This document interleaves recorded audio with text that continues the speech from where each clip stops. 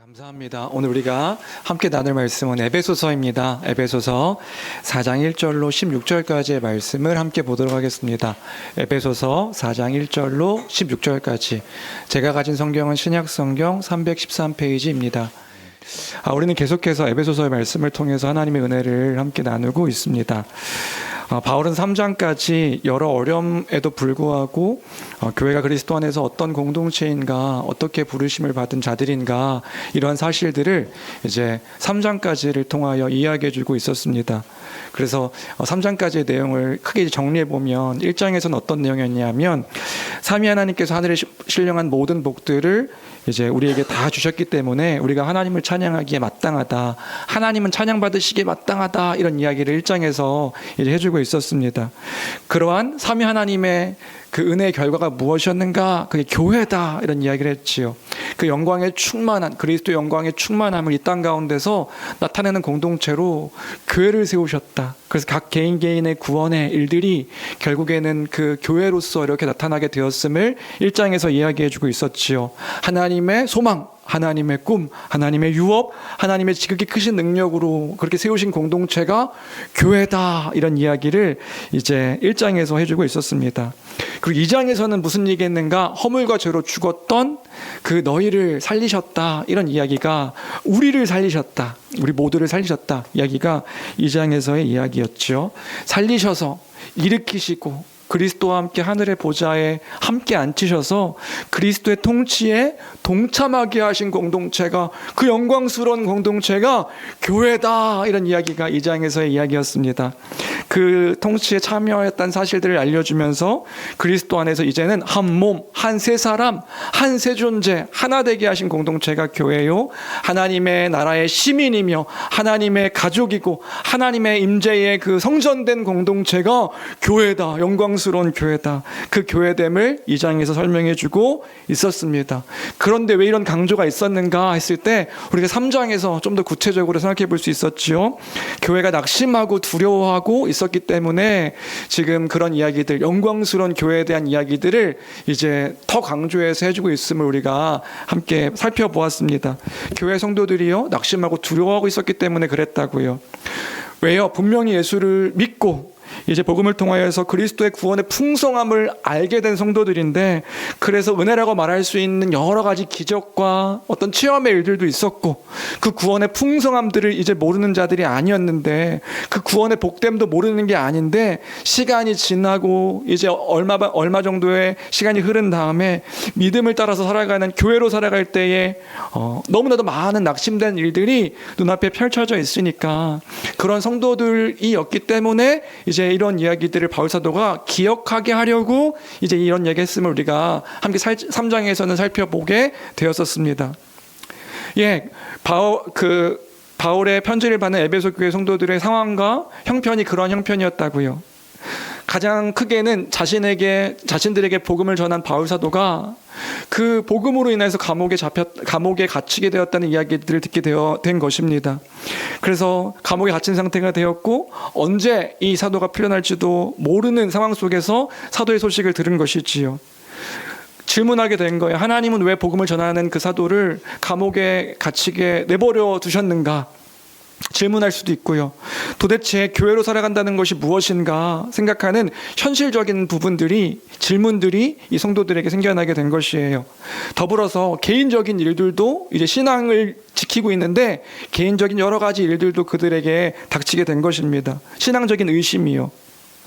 믿는 믿음 때문에 여러 가지 그 외부에서 환난과 또 어려움과 왜곡된 이야기들로 흉흉한 소문과 어려움, 어떤 그런 그 고난의 일들이 이들에게 일어나게 된 것 같습니다. 그러니까 예수를 믿는다는 것 때문에 오해도 생기고 오해도 받고, 또 교회를 공격하는 외부의 어떤 그 세력들이 있는 거죠. 믿는다는 이유로요. 그럼 더불어서 그럴 때 서로 함께 살아갔던 교회가 무언가 든든한 버팀목처럼 느낄 수 있었다면 참 좋았을 텐데, 그러면 그나마 그 상황을 바라보며 이겨낼 수 있었을 텐데, 그런데 교회 안에서 또 문제가 생기게 된 거예요. 어떤 문제요? 유대인과 이방인 그리스도인들의 어떤 갈등이 교회 안에서의 큰 문제가 있었던 것이지요.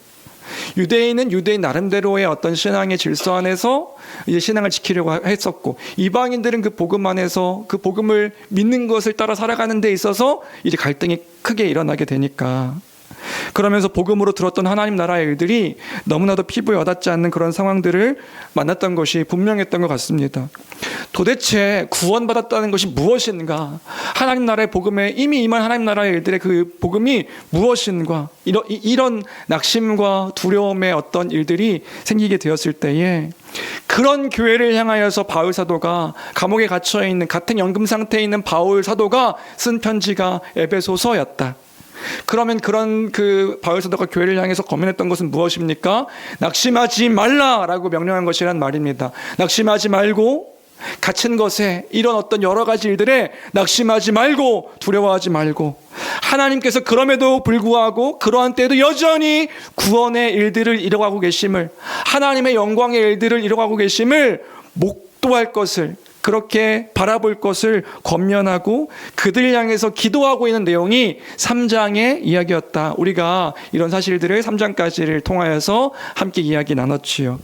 주 안의 사랑하는 성도 여러분, 오늘도 다시금 우리가 바라봐야 할 것이 있습니다. 그게 뭐냐면요, 우리가 지금 눈앞에 펼쳐진 어떤 상황들을 바라보며 낙심하고 두려워하는 것으로 끝날 것이 아니라, 이 모든 것들을 통하여서 여전히 일하시고 여전히 함께 하시는, 이 모든 것들을 통하여 구원의 일들을 이뤄가시는 하나님의 일하심을 바라보며 그 영광을 목도하며 하나님을 기억하는 우리가 되기를 주님의 이름으로 간절히 축원합니다. 하나님을 바라보는 삶입니다. 그 모든 것을 통하여 하나님의 일하심을 기대하고 또 기억하며 바라보는 삶인 것이다. 하나님이 안 계십니까? 그렇지 않다고요. 하나님의 크심이 변하였습니까? 그렇지 않다고요. 하나님을 바라보는 교회가 되기를 주님의 이름으로 간절히 축원합니다. 그 하나님의 구원의 일들 속에서 우리를 교회로 부르신 것이다. 교회 영광스러운 공동체로 그 교회를 세우신 것이다. 누가요? 우리 주님께서 이 교회를 세우셨다. 우리는 그 사실을 기억해야 하는 것이지요. 그런 교회가 되기를 주님의 이름으로 간절히 축원합니다. 이런 맥락에서 이제 4장부터는 이런 교회됨을 근거로 해서 기억하실까요? 직설법과 명령법.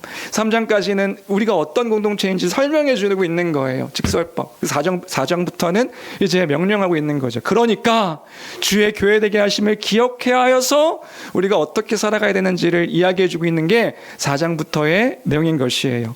실제적인 지침을 주고 있는데 하나씩 살펴보도록 하겠습니다. 첫 번째 문단은 1절부터 6절까지입니다.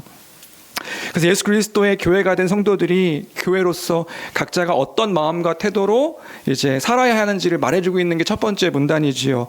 우리 1절부터 볼까요? 교회를 향한 그 사도의 권면입니다. 우리 함께 읽습니다. 1절입니다. 시작.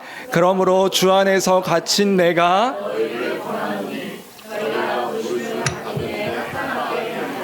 그래서 얘기하는 거예요. 부르심을 받은 일을 뭐 하라고요? 합당하게 행하라, 이렇게 얘기하고 있는 거예요.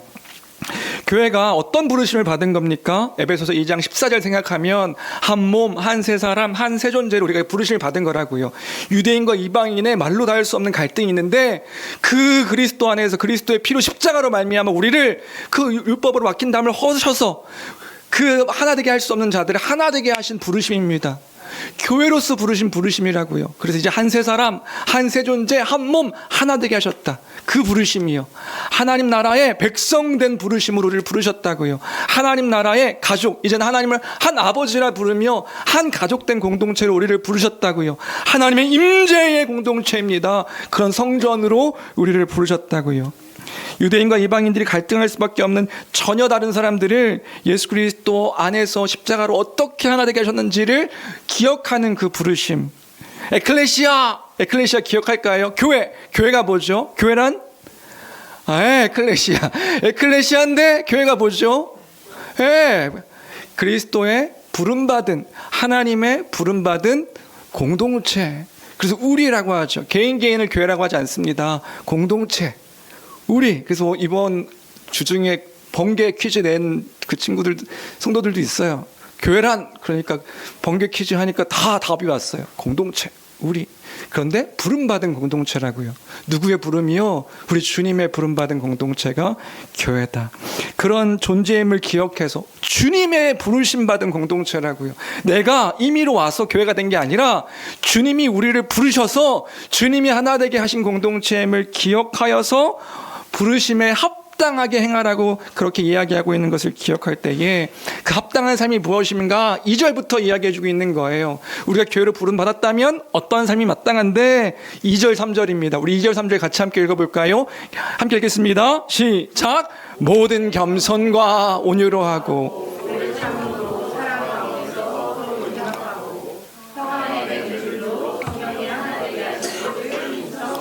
네, 힘써 지키라고 이야기하고 있는 거예요. 그 교회된 성도들에게 뭘 힘써 지키라고 이야기하고 있는 건가? 우리 하나씩 살펴볼까요? 우리가 다 이제 알고 있는 내용인데 그 알고 있는 내용을 우리의 삶 가운데 하나하나 내가 정말 그러한 삶인가 다시금 기억하고 돌아보며 돌이키는 그런 시간들 되었으면 좋겠습니다. 첫 번째는 뭐냐면요, 모든 겸손입니다.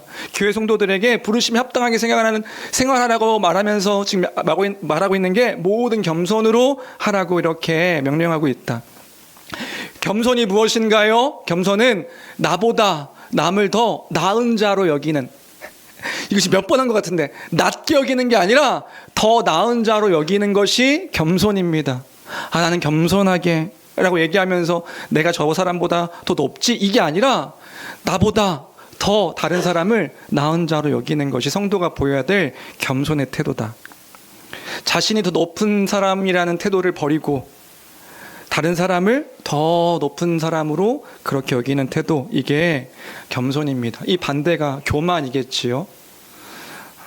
인간은 자기가 무언가 물질적으로든 지식적으로든 경험적으로든 더 많은 것을 가지면 다른 사람 위에 올라서 다른 사람을 가르치고 다른 사람들을 판단하고 다른 사람들을 이렇게 평가하려는 그런 태도들이 있습니다. 그런 태도들이 우리에게 은연중에 있다고요. 그것을요, 교만이라고 합니다. 그런데 지금 성경에서 교회가 성도들 모두가 다 모든 겸손으로 하라고 지금 명령하고 있음을 우리가 잊지 말아야 한다고요. 우리가 조심해야 되는 것, 우리가 복음을 아는 것으로 인해 다른 사람들보다 내가 더 나은 자라는 생각들을 은연중에 우리가 하게 될 때가 있어요. 그것이 곧 교만이다. 지난번에도 얘기했던 것 같은데, 신학을 조금 아는 사람들에게는 그런 교만이 있다고요. 실제적으로 있습니다. 내가 뭔가 나아진 사람이라는 교만, 내가 더 많은 것을 알고 있다는 것에 대한, 알고 있다고 생각하는 그런 교만이 있습니다. 제 처음 이제 얼마 전에 얘기한 것 같기도 한데요. 제가 처음 그 총신대 신학과에 들어갔을 때 제가 그러한 자였다고요. 저는 고등학교 2학년 때 극적으로 회심한 케이스입니다. 정말 극적으로 회심해서요, 하나님의 은혜로 신학교 학부에 들어가게 됐습니다. 내가 어떻게 하나님의 영광을 위해 살아갈 수 있을까? 하나님을 위해 살아갈 수 있을까? 그래서 20살 때 신학교에 들어갔습니다. 근데 그때 처음으로 신학교에 들어갔을 때 하나님을 알고 그 신학을 배울 때에 얼마나 겸손한 태도와 모습을 보였는지 몰라요. 거기 같은 동기들이요, 얼마나 높고 또 얼마나 뛰어나게 보이던지요. 막 어떤 친구들은 방언으로 막 기도하고요, 성경적으로 지식이 뛰어난 친구들도 엄청나게 많고요. 그것과 비교해서 저는 저 자신을 어떻게 생각했냐면, 나는 죄인 중에 죄인이고 괴수 중에 괴수다. 왜요? 저는 극적으로 마지막 막판에 막 그 부름받은 자처럼 그렇게 막 나는 가장 낮은 자라는 그 마음이 제게 있었거든요. 제게 분명히 그 마음이 있었습니다. 그런데 시간이 지나고 2학년이 되고 3학년이 되고 4학년이 되고 신대원에 들어가고 신학적 지식이 쌓이고 성경을 조금 알다 보니까 제가 막 교만해지기 시작하는 거예요. 사람들을 막 함부로 판단하고요, 막 한국 교회를 비판하고요, 이제 그 알량한 지식으로 한국 교회를 막 비판하고요, 신학생들을 정죄하고 왜 저렇게 행동하는가, 왜 저런 입술도 행동도 막 판단하기 시작하는 저를 보게 되었단 말입니다. 그래서 이게요, 신학교에서는 그렇게 얘기해요. 신학의 저주다. 신학을 배운 사람들이 더 겸손해야 되는데 신학을 배우면 배울수록 더 교만해지는 신학의 저주다. 그런데 이것이 비단 신학생들만의 문제일까요? 아니요. 우리가 살아가는 일상 속에서도 그렇고요, 우리가 복음을 바르게 알아갈 때마다도 우리의 태도가 그럴 수가 있단 말입니다. 그래서요, 다른 사람을 대할 때 무례하고 비아냥거릴 때가 얼마나 많은지 모른다고요. 내가 조금 더 안다고, 내가 더 알게 됐다고 그 알량한 그 지식으로 다른 사람들을 판단하고 정죄할 때가 우리에게 너무나도 많습니다. 겸손은요, 그러한 상황 속에서 내가 갖고 있는 것이 나로부터 온 것이 아니라 이것이 주님으로부터 와서 주님께서 나를 알게 하셔서 다른 사람을 섬기기 위해 나에게 허락하신 것이라는 것을 인정하는 태도, 그것이 바로 겸손인 것입니다. 나 같은 자가, 나같이 죄인되고 부패한 자에게 하나님께서 그런 은혜를 허락해 주셔서 하나님을 알게 하셨으니, 그러니까 그때 하나님을 기억하여서 나를 바라볼 때에 나는 어떠한 자이냐면 하나님 앞에서 감히 하나님 앞에 설 수 없는 죄인 중에 죄인이고 괴수 중에 괴수란 말이에요. 그 죄인됨을 알 때에 나보다 더 악한 자가 어디 있겠어요. 그런데 다른 사람, 나보다 나는 악한 자입니다 하고 다른 사람을 보면 저가 더 악한 자인데 이렇게 판단하는 게 교만인 것이란 말이에요. 겸손은 그런 하나님 앞에서 나의 죄인됨을 알고 나보다 저가 더 나은 자이다 여기는 것이 겸손의 태도다. 주안의 사랑하는 성도 여러분, 교회 안에서 성도들 간에 보여야 될 태도도 그 겸손함입니다. 나의 낮음을 알고 다른 이가 그리스도 안에 있음을 기억하여 그리스도의 존귀한 자임을 기억하며 섬기는 태도, 이것이 겸손임을 기억할 때에 모든 겸손으로 다른 지체들, 다른 사람들을 바라볼 수 있는 교회가 되기를 주님의 이름으로 간절히 축원합니다. 그 부르심을 기억하여 합당하게 행하라. 그 첫 번째가 뭐냐면 겸손이라고요. 겸손. 두 번째로 더불어서 교회 안에 보여야 될 태도가 있답니다. 그게 뭐냐면요, 온유함입니다. 모든 온유함으로 우리가 행동해야 하는 것이다. 온유는 뭐냐면요, 온유는 친절함입니다. 친절함으로 행동하는 것. 다른 사람에게 친절한 것을 보이는 것이 교회 성도의 마땅한 태도라는 것을 우리가 놓치지 말아야겠습니다. 여러분, 교회 밖에 있는 사람들에게 친절한 것이 아니라 교회 안에 있는 사람들에게 보여야 할 태도가 친절함이다. 온유다. 제가 짧은 인생을 살았지만 짧은 인생을 살면서 재미난 사실을 발견했다고요. 그게 뭐냐면 사람이요, 가까우면 가까울수록 더 친절해야 하고요, 나와 함께하는 사람들이니까 더 위해줘야 하는 게 마땅한 것인데, 사람들이 가까우면 가까울수록 더 함부로 대하는 경우가 많더라. 이걸 아주 살아오면서 너무 재밌게 발견한 것 같아요. 가족이 아닌 사람들에게 굉장히 스마트하고 예의 바른 사람들인데 가정 안에 들어가면 그렇게 가족들에게 함부로 대하고 친구들에게 말을 섞어가면서 그렇게 대우하는 그런 분들이 너무나 많음을 보았습니다. 왜 그럴까요? 왜 그런가 봤더니 그 가족은요, 나를 다 이해해 주니까, 나를 다 아니까, 그러면서 서로 상처받고 상처를 주고 그게 너무나 당연하게 생각하며 살아가는 경우들이 너무나 많음을 보게 된 거예요. 그러니까 오히려 가까우면 가까울수록 서로 상처를 받아. 이거 이게 여러분들 기억하십시오. 이게 이상한 겁니다. 옳지 않은 것이라고요.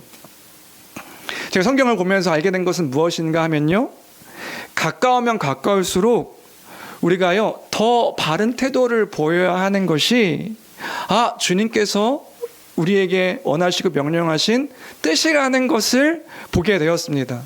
가까우니까 더 뭐 해야 되냐면요, 더 친절해야 하는 거예요. 더 그를 위해야 하는 것이라고요. 우리는 반대예요. 가까우니까 이 사람은 이제 나를 아니까 어떤 그 자기의 안에 있는 것들을 막 더 가시를 드러내며 보여주는 경우들이 있어요. 그런 것이 아니다. 가까우면 가까울수록 우리가 행해야 될 태도는요, 친절함이다.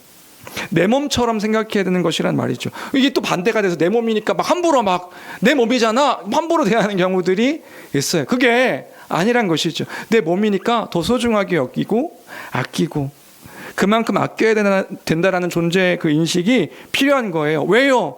내게 가장 소중한 존재이니까요. 여러분 한번 생각해 보십시오. 여러분의 그 지금 삶 가운데 지금 가장 소중한 것이 무엇인가요? 어떤 게 가장 소중하세요? 여러분 한번 남자분들 새 차를 샀다고 한번 생각해 보실까요? 새 차를 샀습니다. 그러면 새 차가요 한 찜만 나도 막 마음이 찢어지게 아픈 거 여러분들 혹시 인정하실까요? 새 차 사면 그냥 이게 하나가 스크래치만 나도 굉장히 막 고통스러워요. 누구야? 누가 내 차를 이거 스크래치 낸 거야? 예전에 제가 차를 사고 얼마 지나지 않아서 뺑소니를 맞아가지고 누군가 차를 깊게 이렇게 긁고 간 적이 있습니다. 긁고 도망갔어요. 그러니까 어떻게 돼요? 얼마나 화딱지가 나든지요. CCTV 돌리고 블랙박스 뜯어가지고 그 시간마다 확인하고 근데 안 잡히니까 막 이게 도대체 어딘가 갔던 카페 뭐 다 그 흠집 나는 놈 잡겠다고 제가 막 아파트 저 관리사무소 가서 CCTV 돌려가지고 그런 저의 모습을 보게 됐죠. 왜 그렇습니까? 왜 그랬냐면 그만큼 그 새로 산 차가 저에게 소중했기 때문이란 말이지요. 차도 소중한데 하물며 그리스도 안에서 한몸 되게 하신 그 지체들, 하나 되게 하신 그런 가족, 몸된 교회, 얼마나 소중한 공동체로 우리를 부르셨냔 말이지요. 내 가장 가까운 사람들에게 해야 될 태도가 어떤 것일까? 그 소중하게 친절함으로 대하는 모습을 보여야 하는 것이란 말입니다. 주님께서 우리를 부르셨으니까요. 주님이 우리를 하나 되게 하신 그러한 거룩한 공동체이니까요. 여러분 기억하십시오. 우리가 부르심에 합당하게 보여야 할 태도가 있습니다. 그 태도가 두 번째로 뭐냐면요. 모든 겸손과 모든 온유라는 것, 친절함이라는 것. 그 친절함으로 우리 모두를 소중하게 여기는 그런 교회가 되길 주님의 이름으로 간절히 축원합니다. 세 번째는 뭐냐면요. 오래 참음이라고 합니다. 오래 참음. 오래 참음으로 사랑 가운데서 서로 용납하라, 받아들이라. 이것이 우리가 보여야 될 마땅한 태도인 것입니다. 오래 참으라. 언제까지 참으면 오래 참는 걸까요? 참을 수 없는 사람이 있는데 언제까지 참으면 오래 참는 걸까요? 먼저는 오에다가 물결을 하나, 둘, 셋, 넷, 다섯, 여섯, 일곱 리미트 무한대. 그게 오래 참음입니다. 그래서 이제 몸에 기초할 때도 성경적 교회할 때도 오래 참음에 대한 이야기할 때 어떤 게 오래 참음인가 했을 때 나는 더 이상 참을 수 없어. 내가 더 이상 이 일들 때문에 내가 더 이상 견딜 수 없어. 라고 생각할 때 참는 게 오래 참음이다. 그래서 생각하건대 이 오래 참음이라는 건 어떻게 참을 수 있을까 했을 때 그리스도의 사랑이 없으면 불가능한 일인 것 같아요. 내 안에 그런 사랑이 없습니다. 내 안에 그런 사랑을 우리는 연약하고 불안한 존재이기 때문에 우리 안에 그런 사랑이 있을 수 없습니다. 그리스도 안에서 받은 사랑을 그 사랑이 얼마나 큰지를 우리가 잊지 않을 때에 그 사랑으로 말미암아 그 예수님께서 내게 베푸신 사랑이 얼만큼 큰 것인가, 나의 죄인됨은 얼만큼 크며 그 죄인된 원수된 나를 사랑하신 하나님께서 예수 그리스도의 십자가를 통해서 보여준 사랑이 얼만큼 크고 놀라운 것인가, 이 사실의 크기를 알 때에 내가 지금 주님께 빚진 것이 1만 달란트구나, 내가 지금 주 앞에 내 모든 것들을 다해도 갚을 길이 없구나, 이 복음의 큰 것들을 우리가 큰 사랑을 알게 될 때에 그 사랑 안에서 뿌리가 박히고 터가 굳어져서 그 사랑 안에 있을 때 우리가 비로소 다른 사람들 그 작은 그 어떤 잘못들을 오래 참음으로 사랑 안에서 용납할 수 있음을 우리가 기억할 수 있는 것 같아요. 그 사랑을 아는 자 되었으니 이제는 그 부르심에 합당하게 이 일들을 행하라 명령하고 있음을 기억할 때에 그리스도의 사랑 안에서 그 사랑으로 다른 지체들을 오래 참음으로 용납하는 교회가 되기를 바랍니다. 그런 교회가 되어야 될 줄로 믿습니다. 여러분 기억하십시오. 우리가 오해하는 것이 하나 있는데 예수 그리스도를 믿고 회심하면 모든 사람들이 완전하게 변한다고 우리가 생각하는 경향이 있는 것 같아요. 근데 나도 안 변하잖아요. 그러니까 항상 다른 사람 보지 마시고 나를 보십시오. 내가 얼만큼 변했는가. 나라는 존재가 이제 1 변하고 2 변했는데 꼭 100 변한 것처럼 생각하는 그런 사람 없잖아요. 아, 내가 주 안에서 이만큼 변했다. 다른 지체도 마찬가지라고요. 사람이 회심한다고 해서 삶이 한 번에 변하지 않더라고요. 일괄적으로 다 변하면 좋은데 사람마다 변하는 속도가 참 많이 다릅니다. 어떤 사람의 그 자신의 일생이 단 한 번에 바뀌는 사람도 있어요. 뭔가 결단해가지고 극적인 어떤 회심과 체험으로 확 변하는 사람도 있음을 보았습니다. 근데 기억하십시오. 그 사람이 제일 위험한 사람입니다. 그 사람이 왜 제일 위험하냐면요. 겉은 변했을지 몰라도 속은 익어가야 되는 사람이거든요. 제가 그랬어요. 제가 극적으로 변한 후에 제가 완전히 변한 줄 알았는데 사실 그렇지 않아요. 왜냐하면 그 안에 있는 나의 죄성과 본성이 하나씩 말씀으로 다듬어지고 연그러지고 하는 시간들이 필요한 거거든요. 그래서 예전에 한 20년 전에 유행했던 게 있었습니다. 뭐냐면 연예인들의 회심이 간증 집회로 막 돌았던 그때가 있었어요. 연예인들이 예수님을 믿고 교회마다 초청하는 거예요. 그 변화됐다는, 자신이 예수 믿고 변화됐다는 그런 사실들을 막 간증하며 돌아가는 어떤 그런 문화들이 있었습니다. 근데 그 20년이 지난 지금 그렇게 간증했던 연예인들 다 어떻게 되는지 아세요? 다 자빠지고 넘어지고 또 오히려 더 그리스도인의 모습을 다 왜곡시킬 만큼 변화된 모습을 보게 되는 거예요. 여러분, 그 성화라는 것은 그렇게 한 번에 극적으로 변화되는 것이 회심이 아닌 거예요. 성화가 아닌 것이라고요. 우리가요, 그 주님을 믿고 알게 되었을 때에 여러 가지 어려움과 환난과 내 기질이 아닌 것들을 맞닥뜨렸을 때에 그때의 주의 말씀으로 하나씩 변화되어지고 꺾여지게 되어지고 그런 과정을 통하여서 우리가 성화의 과정, 주님을 그리스도를 닮아가는 그 여정들로 나아가는 것입니다. 언제까지요? 주께서 다시 오셔서 주의 나라를 완성하실 때까지요. 그러한 여정들이 성화의 과정인 것이에요. 그럼 우리는요, 그러한 여정 가운데 내가 있고 우리 교회가 있음을 기억하여서 오래 참음으로 사랑 가운데서 그러한 우리의 여정임을 기억하며 용납하는 것이 우리에게 필요한 마땅한 모습인 것이지요. 내가 주 앞에서 이렇게 나아가고 있음을 기억하며 함께 그 길들을 때로는 다른 모습으로 나타나게 될 때에도 서로 바라봐 주는 것, 또한 그를 위해 기도해 주는 것, 그것이 바로 하나둘 하나님께서 만들어 가심을, 그래서 하나님을 바라보는 거예요. 하나님께서 어떻게 일하실 것인가, 그의 인생 속에서, 우리의 인생 속에서, 우리의 여정 속에서 하나님이 어떻게 다뤄가시는가, 그걸 바라보는 것이 신앙임을 우리가 잊지 않기를 바랍니다. 그래서요, 내 안에 있는 모든 죄들을 오래 참음으로 사랑 안에서, 그리스도의 사랑 안에서 서로 용납하며 바라보는 그런 교회가 되기를 주님의 이름으로 간절히 축원합니다. 부르심에 마땅히 생활하는 것이 그러한 모습인 것이다. 그때도 뭘 바라보는 거예요?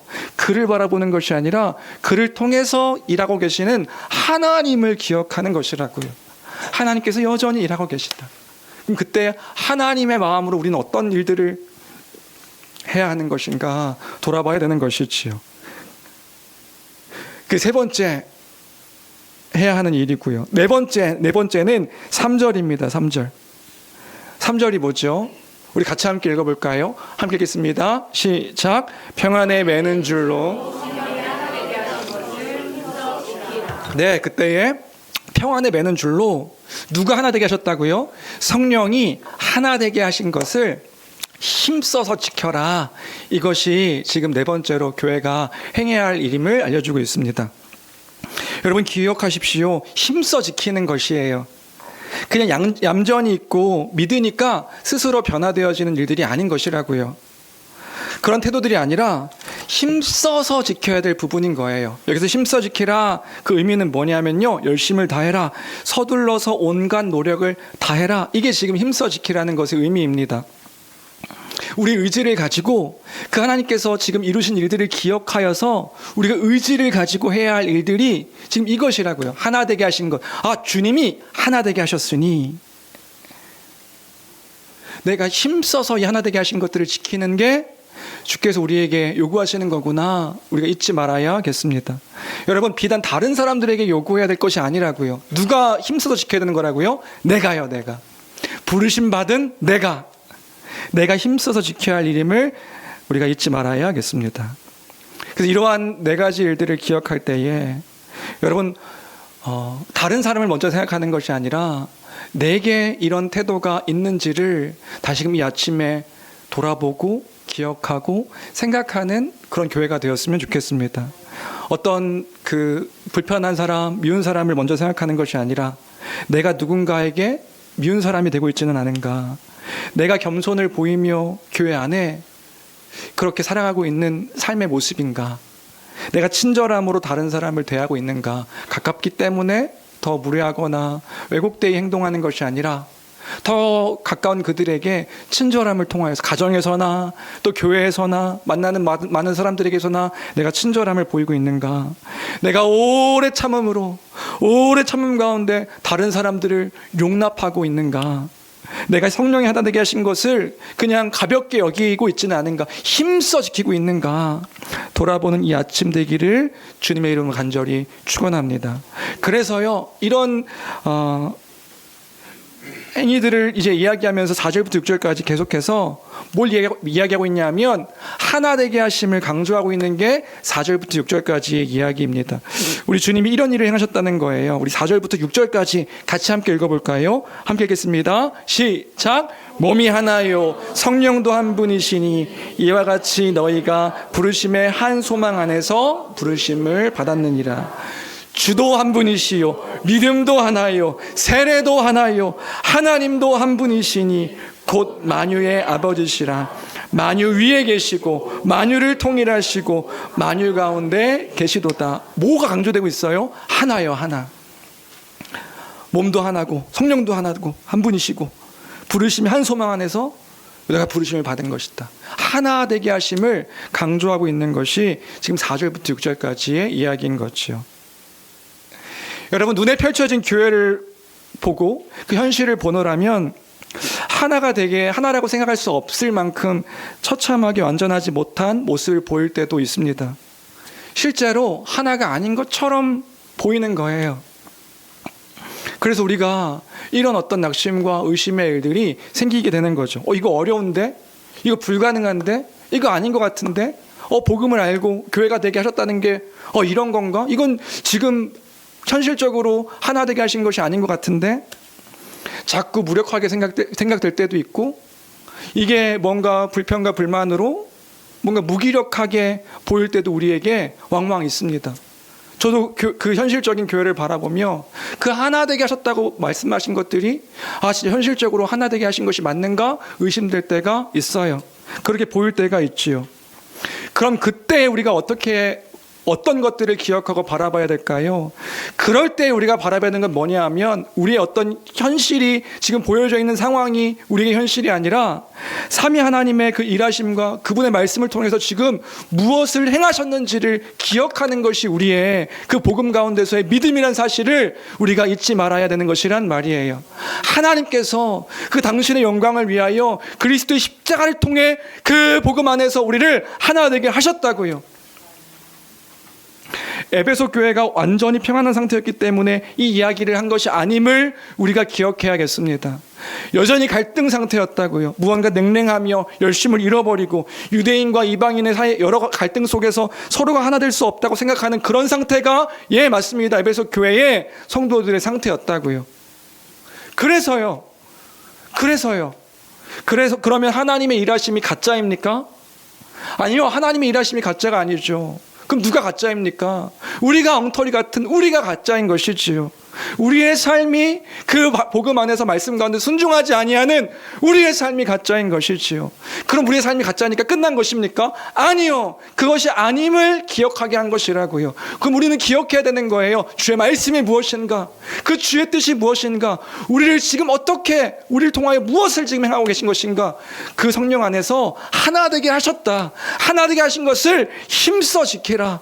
지금 이렇게 이야기하고 명령하고 있음을 기억할 때에 주님의 뜻입니다. 주님의 뜻이면 우리가 어떻게 반응해야 할까요? 아멘. 주님이 행하셨으니 우리가 그 안에 있습니다. 아멘. 아멘. 주님께서 이루신 그 약속하신 이루심의 뜻이 이 땅 가운데서 지금 교회를 통하여서 성취하실 것을 말씀하셨는데 우리가 보여야 될 태도는 무엇인가요? 아멘 하며 순종하며 그 부르심에 합당하게 생활하는 것이 우리의 모습이어야 하겠지요. 사도가 강조하는 것은 하나님께서 우리를 부르셨음을 기억하라는 것이에요. 그래서요, 정신 차리라고요. 정신 차리고 힘써서 이 일들을 지키라 명령하고 있는 것을 우리가 바라볼 때에 그 복음의 분명함을 잊지 않는 교회가 되기를 주님의 이름으로 간절히 축원합니다. 예, 기억하는 거예요. 주의 말씀을 기억하는 거예요. 주의 행하신 일들을, 그 구원의 일들을 기억하는 거예요. 그 안에 우리가 있다. 놓지 않는 교회가 되어야겠습니다. 이것이 첫 번째 문단이고요. 두 번째 문단은 7절에서 10절까지입니다. 먼저 7절 읽어보겠습니다. 7절 우리 같이 함께 읽겠습니다. 시작. 우리 각 사람에게 7절부터 10절까지는 은사에 대한 이야기를 하고 있는 거예요. 아시는 분들은 아시겠지만 7절부터 10절까지는 은사 얘기하고 있다. 근데 여기서 원문을 보면 개역개정 성경에는 없지만 이제 빠져있는 접속사 하나가 있습니다. 그 접속사가 하나가 뭐냐면 영어 성경을 봐도 그렇고 뭐 쉬운 성경 같은 데를 봐도 그렇고 여기 앞에 그러나 but이라는 접속사가 있습니다. 그래서요, 접속사 그러나를 이제 넣고 7절을 보면 내용의 의미가 좀 이렇게 사뭇 달라지는 것을 볼 수 있는데요. 그러나를 넣고 우리 7절을 다시 한번 읽어볼까요? 7절 다시 함께 읽겠습니다. 함께 읽습니다. 시작. 그러나 우리 그럼 뭐 얘기하고 있는 거예요? 6절까지는 하나 되게 하셨다. 몸도 하나고 성령도 하나고 부르심의 한 소망 안에서 그 하나 되게 하셨다는 얘기를 하고 있다가 7절에서는 무슨 얘기하고 있냐면 그러나 우리 각 사람에게 그리스도의 선물의 분량대로 은혜를 주셨다 이렇게 이야기하고 있는 거라고 한다면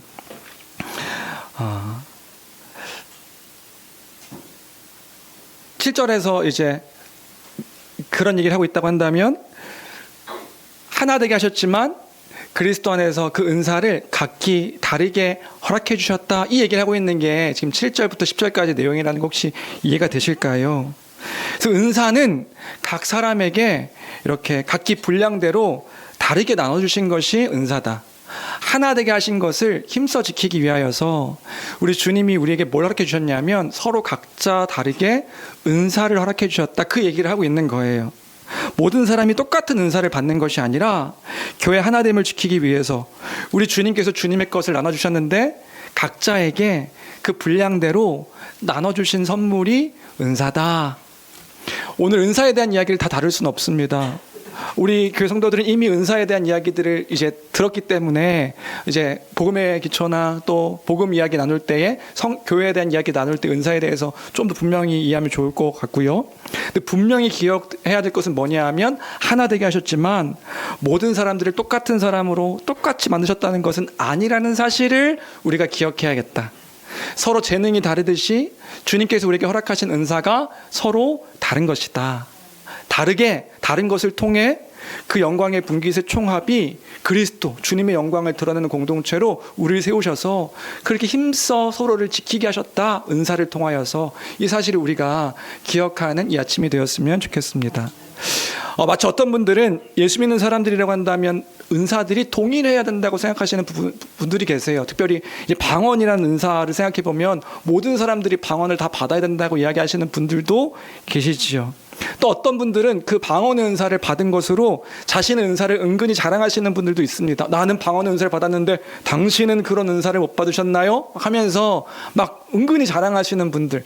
아이고 예전에 얘기했던 것 같은데 개도 받는 은사를 목사면서 그 은사가 없으신가요? 그래서 괜히 막 위축 들고 예전에 기도도 한번 했단 말이에요. 개도 받는다는데 저도 방언의 은사를 주시면 좋겠습니다. 근데 은사 의미를 알고 나서 그게 아님을 알았어요. 은사는 모든 사람들에게 동일하게 다 허락하시는 것이 아닌 것이라고요. 또 어떤 분들은 자기가 받은 은사로 다른 사람들을 평가하는 분들도 보았습니다. 예전 교회에서요, 전도에 엄청나게 열정이 있으신 분을 본 적이 있어요.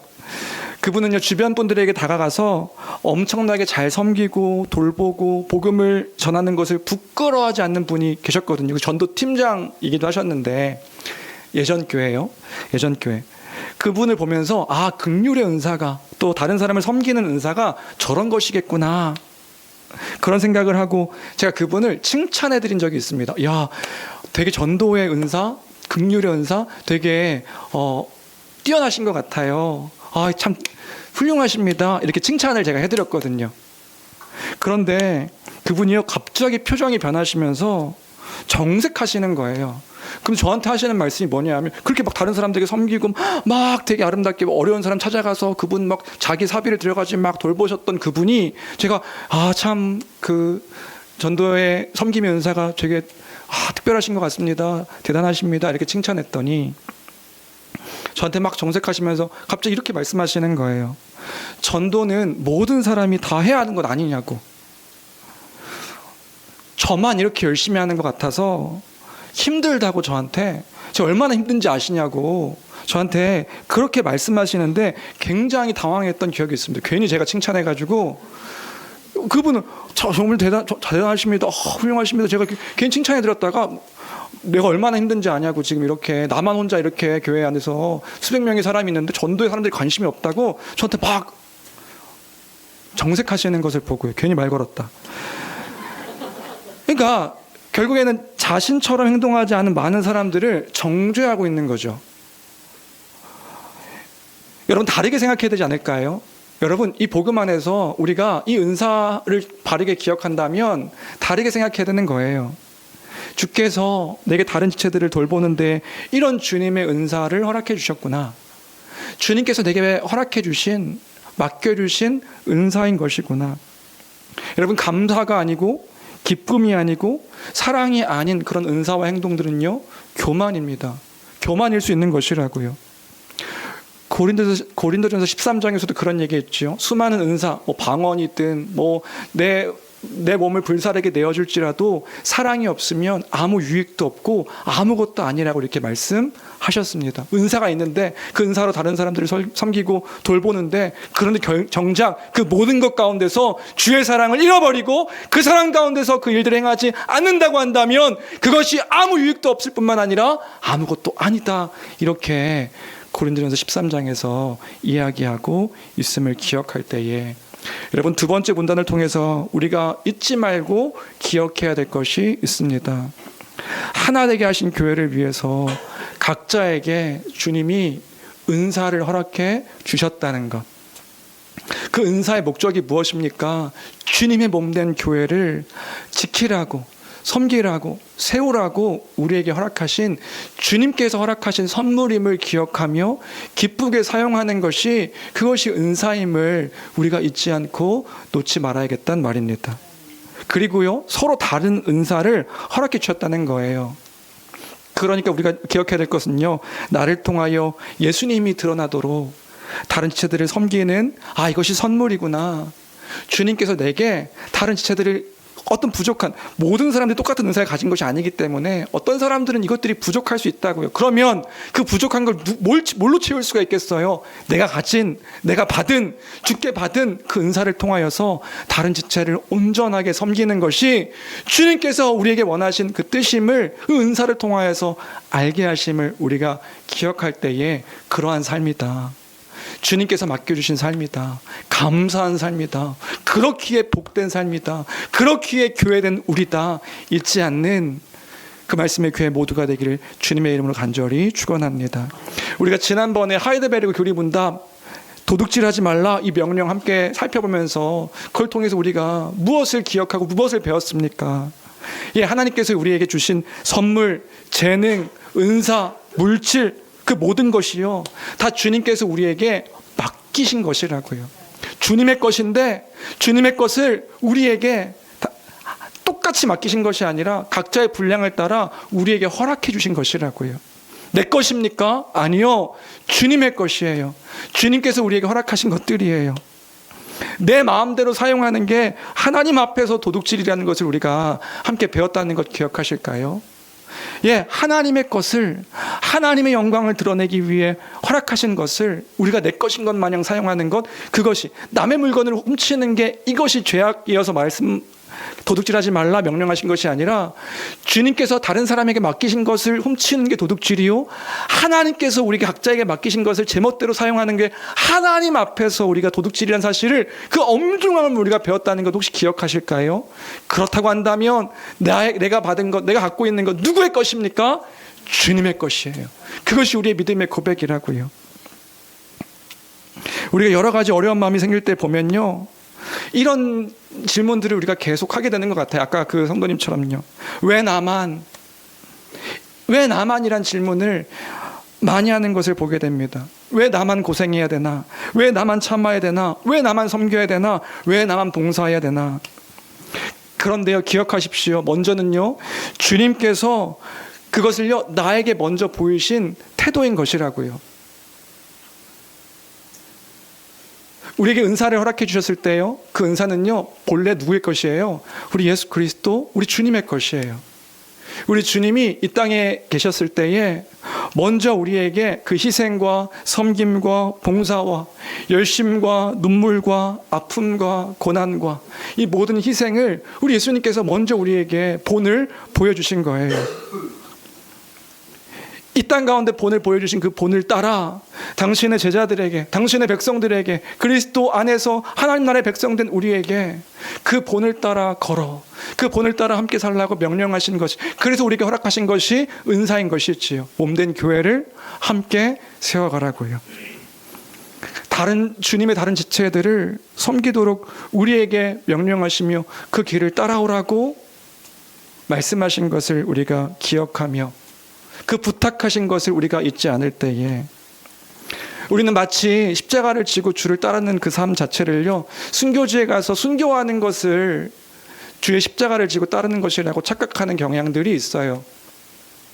마치요, 순교지에 가서 순교의 자리에서 순교하는 것, 그게 십자가를 지고 따르는 삶일 수 있지요. 그런데 그것만이 십자가를 지고 따르는 삶이 아니라고요.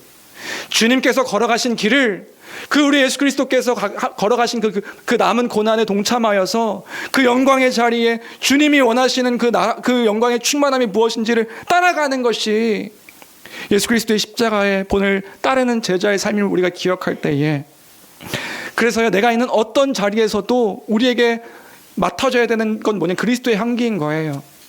그리스도가 어떤 분이신지를 우리의 삶을 통하여서 보이고 드러내는 삶인 것이란 말입니다. 그것을 우리에게 맡기셨다고요.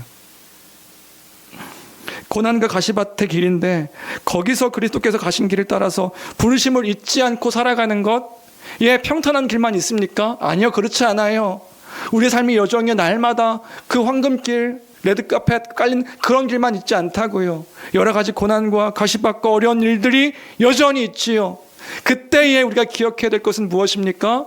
그리스도 안에 있음을 기억하여 그 십자가의 길, 순교자의 삶으로 살아가는 우리의 삶의 여정임을 우리가 놓지 않고 기억할 때에 그 은사를 통하여서 주님의 영광을 드러내게 우리에게 그 복된 길로 우리를 부르셨다. 그래서 주의 몸된 교회를 세우도록 허락하셨다. 교회 하나됨을 힘써 지키는 그 일을 위해 주님의 것을 맡기셨음을 기억하며 그 선물을 잘 사용하는 교회가 되기를 주님의 이름으로 간절히 축원합니다.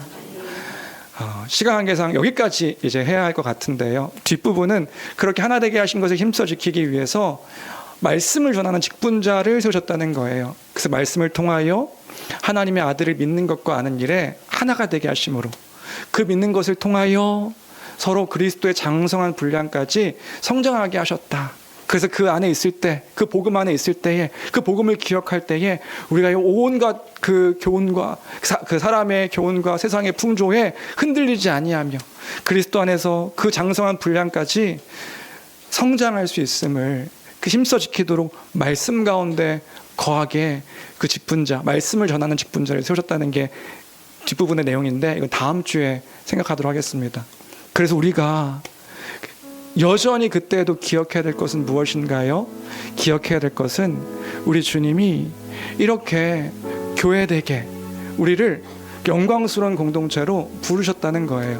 근데 그 부르심은 그 부르심으로 끝난 것이 아니라 힘써 지키도록 이 주님께서 세우신 몸된 교회를 주님을 대신하여, 눈에 보이지 않는 주님을 대신하여 그 통치를 받는 성도들이 그 말씀에 순종하여 힘써 지킴을 통해 주 영광을 드러내고 나타내는 그런 공동체로 세우셨음을 이야기하고 있는 것이지요. 어떻게 살아야 합니까? 어떻게 마땅하게 살아야 되는 것입니까? 우리가 기억해야 되는 것이라고요. 모든 겸손과 모든 온유로, 오래 참음 가운데, 사랑 가운데서 서로 용납함으로요. 평안에 매는 줄로 성령이 하나 되게 하신 것, 이미 하나 되게 하셨으니 이 이미 하나 되게 하신 것을 이제 이 땅 가운데서는 우리가 힘써 지키며 살아가야 하는 것이라고요. 하나 되게 하셨으니까요. 승리케 하신 그리스도 안에서 이것을 지키며 살아가는 것이 주님께서 우리에게 맡기신 일들이며 사명임을 우리가 놓치지 않을 때에, 아멘, 아멘. 예, 내가 이 땅 가운데 주의 영광을 위해서 그 말씀에 순종하며 주의 영광을 드러내겠습니다. 이 믿음의 고백이 우리의 고백이 되어야 될 줄로 믿습니다. 은사를 통하여 그 하나 되게 하신 것을 힘써 지키십시오. 내가 받은 은사가 무엇인지를 기억하여 다른 사람과 비교하는 것이 아니라 주님께서 내게 맡겨주신 은사임을 기억하며 감사함으로 다른 지체의 부족한 것들을 내가 채우며 그 체험 속에서 함께 서로 하나 된 것을 힘써 지키는 교회가 되기를 주님의 이름으로 간절히 축원합니다. 그러한 일들 속에서 우리는 하나님의 일하심을 보게 될 줄로 믿습니다. 하나님이 이뤄가시는 일들을 때로는 실패의 모습이 보일 수도 있겠지요. 예, 그렇습니다. 성공의 승승장구하는 일들이 있을 수도 있겠지요. 예, 그렇습니다. 그때에도 여전히 우리가 바라봐야 될 것은 하나님의 일하심입니다. 하나님께서 함께 하셔서 여전히 역사하신다는 그 믿음입니다. 뭔가 부족해 보이고 뭔가 실패한 것 같아 보여도 우리의 눈은 그것에 머무는 것이 아니라 하나님의 일하심인 것이라고요. 하나님의 크심입니다.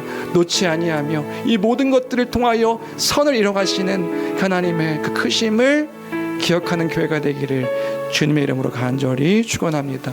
이런 믿음의 고백으로 함께 이 찬양, 우리가 이 말씀 기억한다면 찬양할 수 있을 것 같은데요. 기도하는 마음으로 함께 찬양하도록 하겠습니다.